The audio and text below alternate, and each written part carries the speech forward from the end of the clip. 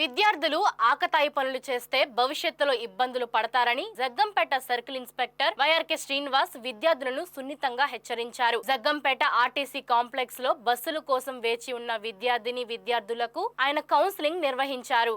ఈ సందర్భంగా ఎస్ఐ మాట్లాడుతూ బస్సుల కోసం వేచి ఉండే సమయంలో అల్లరి చేష్టలకు పాల్పడితే చర్యలు తీసుకుంటామన్నారు. కాంప్లెక్స్ ఆవరణలో నిఘా కెమెరాలు ఏర్పాటు చేశామని, విద్యార్థులు చేసే ప్రతి పనిని గమనిస్తూ ఉంటామని చెప్పారు. ఎవరైనా నిబంధనలు అతిక్రమించి ప్రవర్తిస్తే చట్టరీత్యా కేసులు నమోదు చేయడం జరుగుతుందని, ఇది విద్యార్థుల భవిష్యత్తుకు మంచిది కాదని హెచ్చరించారు. విద్యార్థులు బాగా చదువుకొని ఉన్నత స్థాయికి వెళ్లి కుటుంబానికి, ఊరికి మంచి పేరు తీసుకురావాలి ఎస్ఐ హితవు పలికారు.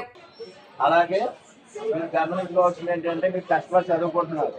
ఒకప్పుడు మేము ఏదన్నా చిన్న ఉద్యోగాలు వచ్చాయంటే ప్రైవేట్ ఉద్యోగాలకు మాత్రమే క్లీనర్ సర్టిఫికేట్ అడిగేవారు. ఇప్పుడు అలా కాదు, గవర్నమెంట్ ఉద్యోగాలకి అది కూడా పోలీసు ఇటువంటి ఉద్యోగాలకే కేసులు ఉన్నాయా లేదని అడిగేవారు. ఇప్పుడు మీ ఆధార్ కార్డు లింక్ అయిపోతుంది.